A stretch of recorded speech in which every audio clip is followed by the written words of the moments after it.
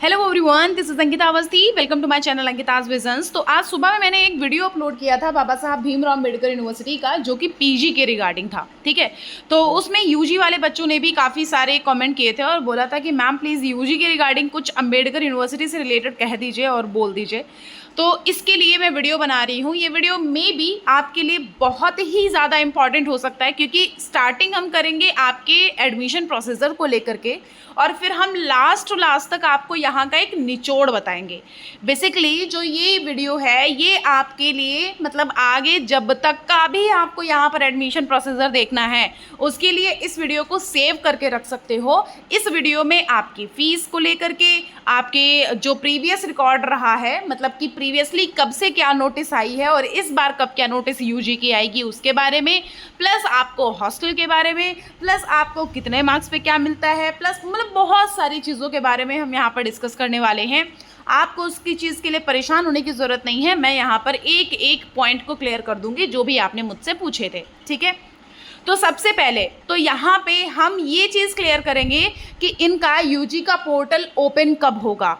तो आपका यूजी का, अभी आपने सीयूईटी यूजी का रिज़ल्ट का देखा होगा कि कोई भी अपडेट नहीं आया है। जो अपडेट आया है वो कह रहे हैं कि भाई आपका जो यूजी का रिज़ल्ट है वो जुलाई में आएगा। ठीक है, तो बच्चों ये चीज़ अपने दिमाग में क्लियर कर लो कि जो बाबा साहब भीमराव अम्बेडकर यूनिवर्सिटी है वो अप्रॉक्सीमेटली जब आपका रिजल्ट आ जाएगा उसी के बाद आपका प्रोसीजर शुरू करेगा। जैसे कि हम आपको प्रीवियस रिकॉर्ड एक बार दिखा दें। जो यहाँ पर मैं दिखा रही हूँ ये पिछले साल का दिखा रही हूँ। एक बार मैं बस इतना दिखा रही हूँ कि जब आपका रिजल्ट आया था उसके कितने दिन बाद ये बीबीएयू ने अपना पोर्टल शुरू कर दिया था, एडमिशन प्रोसीजर शुरू कर दिया था। इसके बारे में सबसे पहले हम यहाँ पर देखते हैं। ये नोटिस है, यहाँ पर देखो ये 2024 टू 2025 का है। ये एक बार नोटिस इसको ओपन करना है। नोटिस ओपन करोगे तो यहाँ पर देखो लिखा हुआ है कि UG entrance examination conducted by NTA has been declared on 28/7/2024। मतलब कि जो रिजल्ट है वो 28/7/2024 मतलब कि 28 जुलाई में आ गया था। ठीक है, उसके बाद क्या हुआ था कि एलिजिबल कैंडिडेट जो भी हैं एडमिशन लेना चाहते हैं अगर बीबीएयू में, तो उनका स्टार्टिंग कब से हुआ था? 3rd से। मतलब कि आपका यहाँ पर 28 को आया था और कुछ दिन बाद ही देख लो इसने अपना पोर्टल भी ओपन कर दिया था। तो हम इस बार का भी कुछ अनुमान यही लगाएंगे कि जब आपका रिजल्ट आ जाएगा उसके 4 से 5 दिन के अंदर बीबीएयू अपना यूजी का पोर्टल ओपन कर सकता है। फिर उसके बाद देखो यहाँ पर कैसे होता है, जो प्रोसीजर इनका पिछले साल हुआ था वैसे ही कुछ इस साल भी होगा।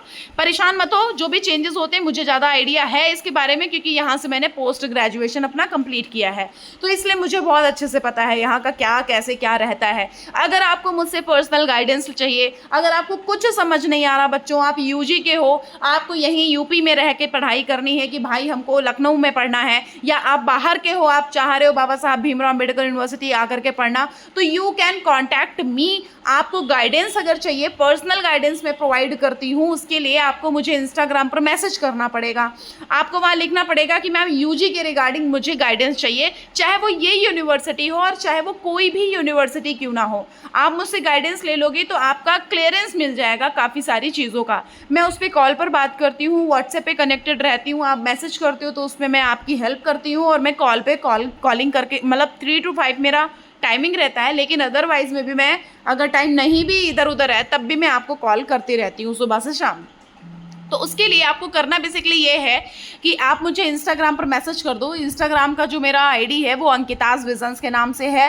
प्लस जो हमारा, अगर आपके पास इंस्टाग्राम नहीं है तो आप मुझे मेल भी कर सकते हो। जो मेल आईडी है वो ankitaawasthi2016@gmail.com है।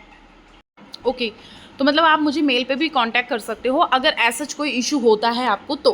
ठीक, मतलब अगर ऐसा जानना चाहता है कि भाई हाँ हमें यहाँ पर एडमिशन लें या ना लें, यहाँ का क्या प्लेसमेंट है या क्या सुविधा कैसी क्या है, तो उसके लिए आप मुझसे कांटेक्ट कर सकते हो। कांटेक्ट करने के लिए बस कुछ गाइडलाइंसेस हैं बच्चों।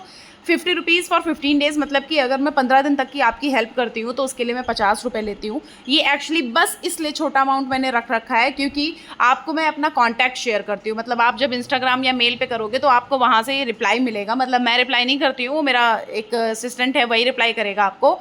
तो वहाँ पर आपको रिप्लाई करके आप जब वो पूरा कंप्लीट कर लेते हो तब आपको कॉन्टैक्ट शेयर किया जाता है।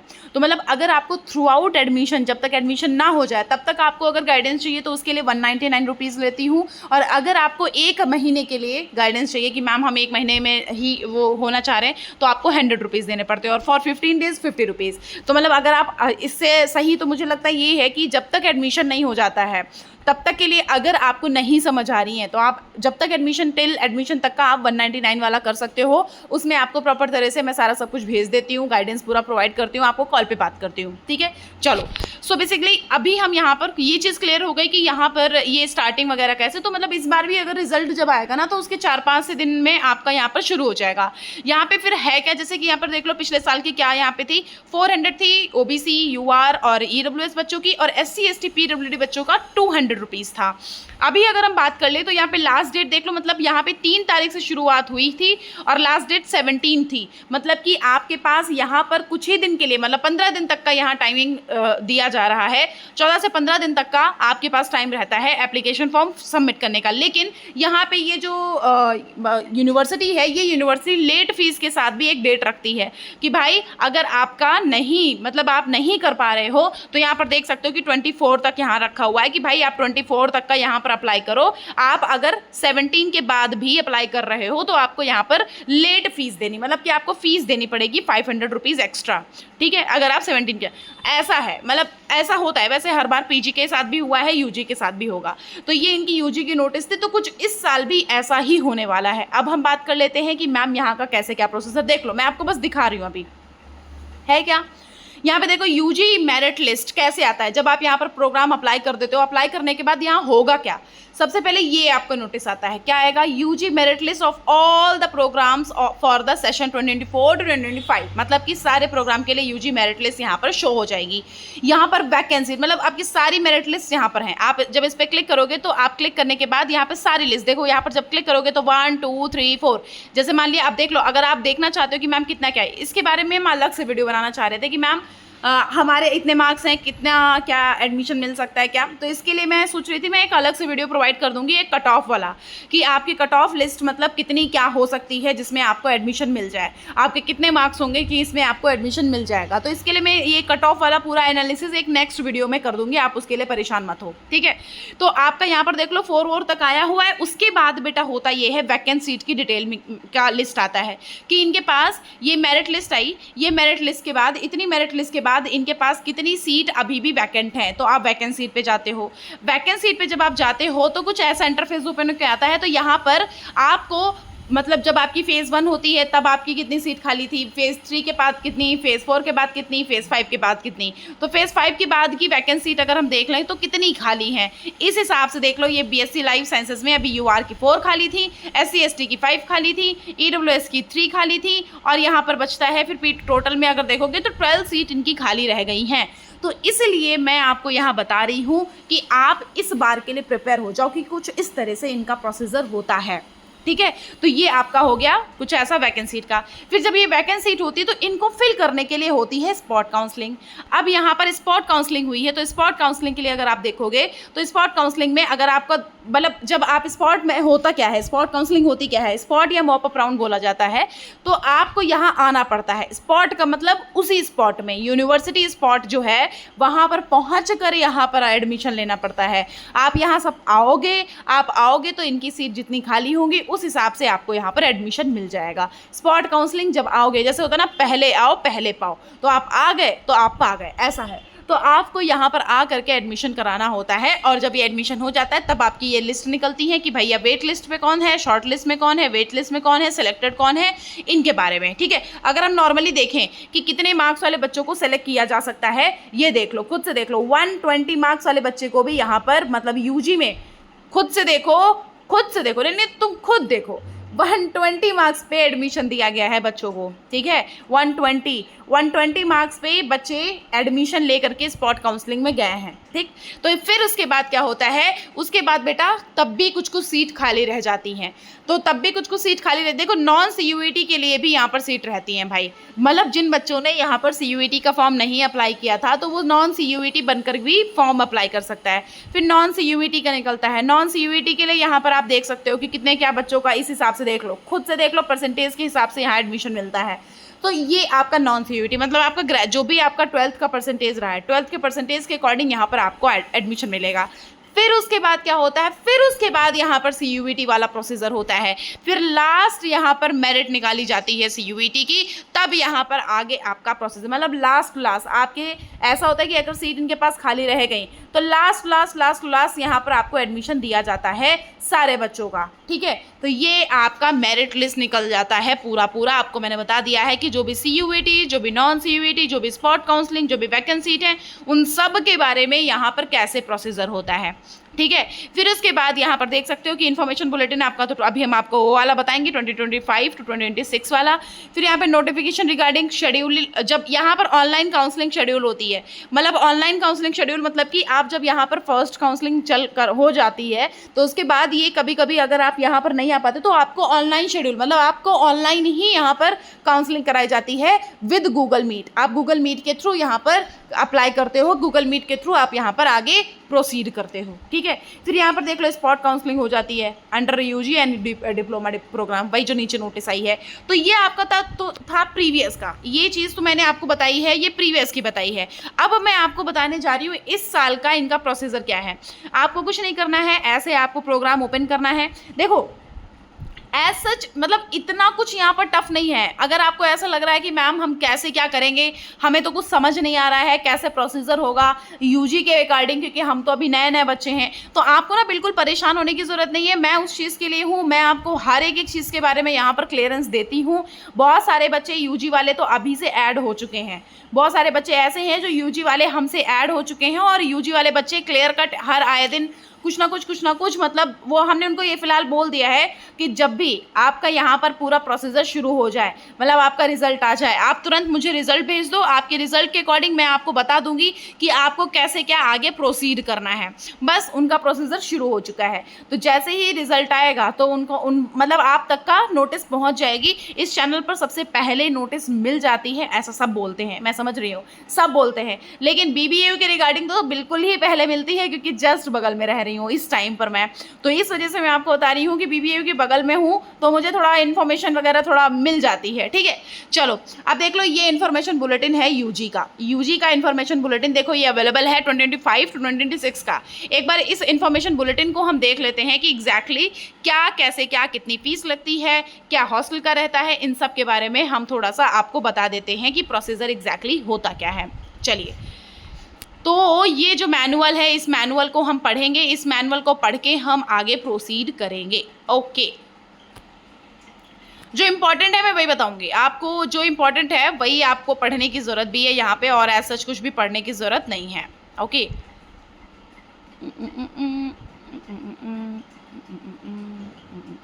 देखो आप लोग एलिजिबिलिटी चेक कर लेना। सबसे पहले एलिजिबिलिटी चेक कर लेना कि भैया एलिजिबिलिटी का मतलब बच्चों ये होता है कि आपके 12th में कितने मार्क्स थे। आपके 12th में कहीं ऐसा तो नहीं है कि भैया 43 मार्क्स थे और आप यहाँ अप्लाई कर रहे हो। आपको यहाँ पर बोला गया है कि आप अगर जनरल कैटेगरी हो तो आपको भैया 50% नंबर होने चाहिए, SC ST हो तो 45% नंबर होने चाहिए, ठीक है। तो ये इन्होंने यहाँ पर क्लियर किया है। अब यहाँ पर देख लो, BA ऑनर्स अगर आपका है, चेक करो, BA ऑनर्स अगर आपका है, ठीक है, तो यहाँ पर प्रोग्राम आपका यहाँ ये 2025 to 2026 का है, इसी साल का। अब यहाँ पर डोमेन देख लो, जनरल देख लो, और जो भी लैंग्वेज आपने चूज़ करी थी उसके अकॉर्डिंग यहाँ पर देख लो कि क्या लैंग्वेज का है, और क्या देखो यहाँ पर जनरल एप्टीट्यूड टेस्ट चाहिए इनको। अगर आपको BA ऑनर्स है तो यहाँ पर जनरल एप्टीट्यूड टेस्ट इन्होंने बोल दिया है कि भाई हमको चाहिए, ठीक। तो ये आपको सारा का सारा प्रोसीजर देख लेना है, एलिजिबिलिटी क्राइटेरिया यहाँ चेक करके तब आगे आपको प्रोसीड करना है। यहाँ पर डोमेन्स देख लेना आपने ये लिया है कि नहीं, अगर आपने ये लिया है तो आपको इनमें एडमिशन आराम से मिल जाएगा। तो ये चीज़ आपकी हो जाती है चेक। आप मेरे टेलीग्राम चैनल पर अपडेटेड रह जाओ, मैं आपको सारी चीज़ें वहाँ पर भेज दूँगी, ठीक है। अब हम मेन मुद्दे पे पहुँचते हैं। हाँ, रिजर्वेशन पॉलिसी देख लो भैया, रिजर्वेशन पॉलिसी आप लोग देख लो। अगर आपके पास रिजर्वेशन पॉलिसी है, मतलब EWS वगैरह का है, तो 10% का मिल जाता है सीट का रिजर्वेशन, और अगर आप SC ST बच्चे हो तो आपको 50% का सीट रिजर्वेशन मिलता है। उसके बाद फॉरेन स्टूडेंट तो यहाँ है नहीं एज सच, वरना हम अंग्रेजी में बोलते। ओके, चलो अब हम देख लेते हैं यहाँ पर कितनी सीट अवेलेबल है और यहाँ पर कितनी आपकी फ़ीस देनी है, आपको कितनी फ़ीस यहाँ पर पेमेंट करनी है। चलो, प्लस यहाँ पर पेड सीट भी अवेलेबल है बच्चों, पेड सीट भी अवेलेबल है, उसके लिए आप परेशान मत होना, मैं आपको बताऊंगी। देखो जैसे कि बीए ऑनर्स जो कि पब्लिक एडमिनिस्ट्रेशन है, जो कि 4 इयर्स का होता है, और एलिजिबिलिटी यहाँ पर आप अपनी चेक कर लीजिएगा। टोटल जो सीट है वो 60 है, जिसमें से यूआर की 24 है, एससी की 20 है, एसटी की 10 है, ईडब्ल्यूएस की 6 है, और यहाँ पे नंबर ऑफ पेड सीट जो है वो है 12। और यहाँ पर अगर आप पेड सीट पर जाते हो तो आपको यहाँ पर 15,000 रुपीज़ देने पड़ते हैं, और अगर आप यहाँ पर रेगुलर सीट का एडमिशन मिल जाता है, नॉर्मल सीट आपको लिस्ट में नाम निकलता है, तो आपका 1,500 रुपीज़ देने पड़ते हैं पर सेमेस्टर। ये 15,000 पर सेमेस्टर और ये 1,500 पर सेमेस्टर। उसके बाद बीकॉम ऑनर्स की अगर हम बात करेंगे तो टोटल 90 सीट्स अवेलेबल हैं बेटा। यहाँ पे 36 हैं यूआर की, एससी की 30 है, एसटी की 15 है, ईडब्ल्यूएस की 9 है। पेड सीट अवेलेबल नहीं है, सिर्फ ये रेगुलर नहीं है, ये ऑटोमेटिक अपने आप में ही ये पेड कोर्स ही है। मतलब paid course in the sense ये रेगुलर के अकॉर्डिंग ही, मतलब वो पेड कोर्स के अकॉर्डिंग ही फीस ले रहा है रेगुलर सीट्स में। 15,000 आपको यहाँ पर सेमेस्टर फीस देनी पड़ेगी। फिर अगर आप बीबीए के लिए देखोगे तो यहाँ पे 90 सीट टोटल हैं, 36 यूआर की है, एससी की 30 है, और 15 है एसटी की, और ईडब्ल्यूएस की 9 है, और 25,000 फीस पर सेमेस्टर है। बीबीए एलएलबी की अगर आप बात करोगे तो यहाँ पर 60 टोटल सीट्स अवेलेबल हैं, 24, 20, 10, 6 इस हिसाब से सीट्स अवेलेबल हैं। 60,000 पर सेमेस्टर फीस है। बी वॉक के बारे में देखोगे तो टोटल 20 सीट्स अवेलेबल हैं, और यहाँ पे यूआर 8 है, एससी 7 है, एसटी 3 है, ईडब्ल्यूएस की 2 है, और यहाँ पर 10,000 पर सेमेस्टर रेगुलर सीट्स की फीस है। फिर बीएससी ऑनर्स जियोलॉजी में देखोगे, अगर जियोलॉजी मतलब भूगर्भ विज्ञान, तो यहाँ पर 74 टोटल सीट्स अवेलेबल है। 30 है यूआर की, 25 एससी की हैं, और जो 12 है वो एससी की हैं। यहाँ पर ईडब्ल्यूएस की 7 है, और यहाँ पर पेड जो सीट है वो है 20,000। मतलब कि आपको जो पेड सीट नहीं, यहाँ पर मतलब रेगुलर सीट इतनी ही फीस है पर सेमेस्टर की। फिर यहाँ पर आप देखोगे कि बीएससी ऑनर्स लाइफ साइंसेज में 50 टोटल हैं, यहाँ पर इस हिसाब से सीट अवेलेबल है। 20,000 पर सेमेस्टर की फीस है। BA film theatre and media studies में देखोगे 25,000 यहाँ पर फीस सबमिशन रेगुलर का है, और 40,000 पेड सीट का है, और यहाँ पर total seat paid 10 seats available हैं। डिप्लोमा की अगर बात करोगे तो यहाँ पे 40 हैं, यहाँ पर इतनी सीट अवेलेबल हैं, 10,000 पर सेमेस्टर है। बीटेक सिविल इंजीनियरिंग की 55,000 पर सेमेस्टर फीस है। बीटेक कंप्यूटर इंजीनियरिंग का देखोगे तो 55,000 मतलब बीटेक इलेक्ट्रॉनिक्स हो या इंजीनियरिंग हो, कोई भी हो, 55,000 पर सेमेस्टर आपको फीस देनी पड़ेगी। यहाँ पे कोई भी बीटेक किसी भी स्ट्रीम से आपने किया हो, ठीक है। ये कंप्यूटर इंजीनियरिंग लेटरल एंट्री के लिए, यहाँ पर इलेक्ट्रिशियन जो इलेक्ट्रिकल एंट्री हो रही है इंजीनियरिंग की, प्लस यहाँ पर इलेक्ट्रॉनिक्स एंड कम्युनिकेशन की, मैकेनिकल इंजीनियरिंग की। तो यहाँ पर अगर आप ये देखोगे तो यहाँ पर ये 55,000 की यहाँ पर आपको टाइमिंग दी गई है कि भैया 55,000 आपको पर सेमेस्टर फीस देनी है, ठीक। उसके बाद हम आगे बेटा बढ़ जाते हैं। आगे अगर आप देखोगे तो 5 ईयर्स मतलब 10 सेमेस्टर इंटीग्रेटेड जो प्रोग्राम्स होता है वो BSc MSc integrated basic science है, जिसमें आपको 5 साल पढ़ना है, मतलब कि 10 सेमेस्टर इसमें होते हैं। और ये आप इंटरमीडिएट देख लेना कि किसमें होना चाहिए। 72 टोटल सीट हैं, 29 यूआर की हैं, 24 है एससी की, 12 है एसटी की, 7 है ईडब्ल्यूएस की, और 20,000 यहाँ पर रेगुलर मतलब कि आपको पर सेमेस्टर फीस देनी पड़ेगी। तो बच्चों यहाँ पर ये सारा सब कुछ प्रोसीजर है। अब हम ये बात कर लेते हैं जो अमेठी कैंपस है बेटा। देखो जो मैंने ऊपर वाला बताया, ये जो ऊपर वाला था ये आपकी सारी की सारी जो लिस्ट थी ये आपके लखनऊ कैंपस मेन कैंपस की अवेलेबल है। ये उसी का अमेठी कैंपस है, मतलब उससे थोड़ा सा दूर पे है, और ये अमेठी कैंपस है। अमेठी कैंपस में हिस्ट्री है, फूड साइंस है, इंफॉर्मेशन टेक्नोलॉजी है, इन सब की आप सीट्स देख लो। यहाँ पर पेड सीट्स भी अवेलेबल हैं, प्लस यहाँ पर रेगुलर सीट्स भी अवेलेबल हैं, ठीक है। रेगुलर सीट में 1,500 रुपीज़ होता है, पेड सीट में उसका दुगुना तिगुना होता है। मतलब 1,500 अगर होगा तो रेगुलर सीट का होगा, और अगर पेड सीट का होगा तो वो 15,000 होगा, ठीक है। और यहाँ पर टोटल नंबर ऑफ सीट्स यहाँ पर आपको दिखा दी गई है कि टोटल नंबर ऑफ सीट्स इतनी है, ठीक है। तो ये प्रोग्राम्स आपके अमेठी कैंपस में, जैसे कि अगर बी फार्मेसी करना चाहते हो, बीसीए करना चाहते हो, बीकॉम करना है, बीएससी इंफॉर्मेशन टेक्नोलॉजी में करना है, फूड साइंस एंड टेक्नोलॉजी करना है, तो ये बेटा आपको अमेठी कैंपस में मिलेगा। अगर आपको फार्मेसी करना है, डिप्लोमा लेना है फार्मेसी में तो 2 साल का, तो यहाँ पर आप देख सकते हो कि किस हिसाब से क्या सीन चल रहा है, और 60,000 पर सेमेस्टर यहाँ पर फीस लगती है उसकी, ठीक है। ये हो गया। अब हम यहाँ पर एक बार बात कर लेते हैं कि और अदर में आपको कौन सी फीस देनी पड़ती है। अदर यूनिवर्सिटी की कुछ 100, 200, 1000 फीस लगती है लाइब्रेरी वगैरह के साथ में, वो आपको एक्स्ट्रा एडिशनल उसमें ऐड करना पड़ेगा, ठीक है। रूल्स रेगुलेशन पढ़ने की ऐसा कोई ज़रूरत है नहीं, उसके लिए हम आपको बता देंगे, कोई परेशानी की बात है नहीं। उसके बाद लाइब्रेरी अवेलेबल है बच्चों, वाईफाई 24 घंटे चलता है, गेस्ट हाउस अवेलेबल है, मेस है, कैंटीन है, प्लेसमेंट सेल भी है, मतलब प्लेसमेंट आती है, SC ST सेल भी है, सब कुछ यहाँ पर अवेलेबल है, स्पोर्ट्स कोटा भी लग जाता है, हर एक चीज़ की सुविधा यहाँ पर है। अगर आपके कम मार्क्स हैं, अच्छी यूनिवर्सिटी चाहिए, तो उसके लिए बाबा साहब भीमराव अम्बेडकर यूनिवर्सिटी बेस्ट है कम मार्क्स वाले बच्चों के लिए। हॉस्टल का प्रोसीजर है अवेलेबल, हॉस्टल का प्रोसीजर, और यहाँ पर बिरसा मुंडा मस्त जिम है, मस्त इंफ्रास्ट्रक्चर है, मस्त लाइब्रेरी है, मतलब यहाँ पर इंफ्रास्ट्रक्चर ही तो बहुत अच्छा है। यहाँ पर बस काम आपका थोड़ा सा लेट से हो सकता है, लेकिन और सारी चीज़ें आपका यहाँ पर पूरी आपको वेल सेटल्ड मिलेंगी, ऐसा है।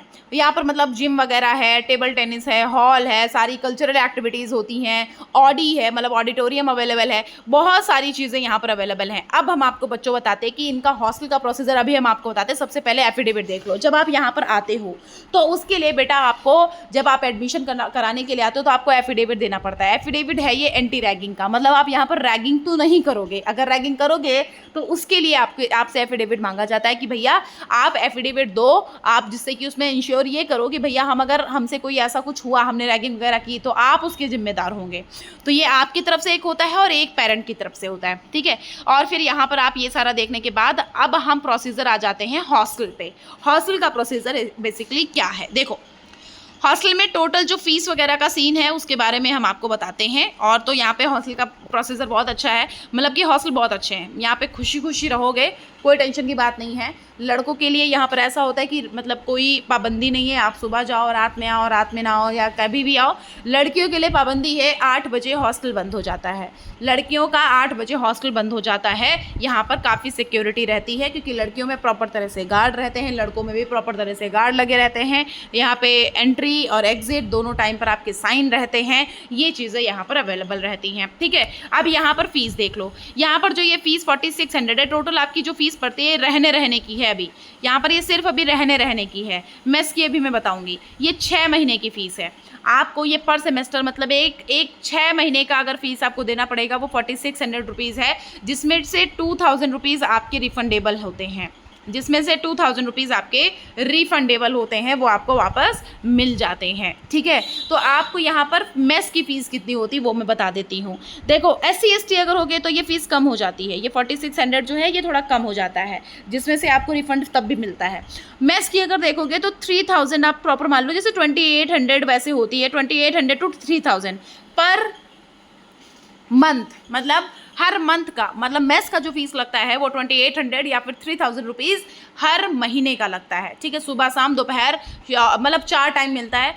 सुबह में प्रॉपर अच्छा सा हेल्दी ब्रेकफास्ट मिलता है, जिसमें डोसा और ये सब इडली वगैरह और ये सब मिलता है, पोहा वगैरह और ये उत्पम वगैरह सब कुछ मिलता है, और पूड़ी सब्जी है, ये सब मिलेगा। लंच में आपको अच्छा खाना मिलेगा, उसके बाद शाम में चाय मिलती है और उसके कभी कभी कटलेट वगैरह मिल जाते हैं, और शाम रात में आपको डिनर मिलता है, ठीक है। ये आपका होता है 4 टाइम का, ये मेस का यहाँ पर है। और मेस का पूरा मैंने बता दिया कि यहाँ पर कितना क्या फीस लगता है, वही 3000 रुपीज़ तक का यहाँ पर रहता है पर मंथ का, और आपका 6 महीने का 4600 लगता है हॉस्टल का, जिसमें 2000 रुपये रिफंडेबल हो जाते हैं आप जब हॉस्टल छोड़ के जाते हो, ठीक है। ये हॉस्टल का हो गया। तो अब बच्चों ये सारे के सारे, ये देखो कॉशन मनी के बारे में लिखा हुआ है, ठीक है। अब बच्चों यहाँ पर ये सारा अवेलेबल है, और इसमें एज सच कोई इंपॉर्टेंट वो नहीं है, और यहाँ पर सारी चीज़ें अवेलेबल है। वार्डन अवेलेबल रहती हैं आपकी, वार्डन आपको मतलब सारी चीज़ें सुविधा प्रोवाइड करती हैं। अगर आपकी बीमार हो या कुछ ऐसा हुआ है तो इमरजेंसी है, यहाँ पे हॉस्पिटल वगैरह भी है, हर एक चीज़ यहाँ पर अवेलेबल है, ठीक है। सारी चीज़ें हैं, हेल्थ सेंटर है, सब कुछ है। अगर आप चाहते हो कम मार्क्स में एक अच्छी यूनिवर्सिटी लेना तो आपको ये यूनिवर्सिटी बेस्ट है। अगर आप चाहते हो मुझसे कांटेक्ट करना तो इंस्टाग्राम अंकिताज विजन्स के नाम से इंस्टाग्राम पर मेरा चैनल है, मतलब आईडी है, वहाँ मैसेज कर दो, या फिर आप मुझे मेल कर सकते हो। मेल आईडी मेरी ankita2016@gmail.com है, वहाँ पर आप मुझे मैसेज कर सकते हो, ठीक है। अभी कोई डाउट, कोई समस्या, कोई दिक्कत हो आप मुझे बता देना, मैं आपको बता दूंगी। Thank you so much. Channel subscribe कर लेना, क्योंकि मैंने आपको हर एक वीडियो बना के देना है, हर एक चीज़ आपको बना के देनी है, हर एक पॉइंट पे मैं वीडियो बनाकर अपलोड करती हूँ। बस आपको उसके लिए चैनल को सब्सक्राइब करना पड़ेगा। हर एक यूनिवर्सिटी के रिगार्डिंग, हर एक चीज़ के अकॉर्डिंग यहाँ पर वीडियो बन जाता है। Thank you.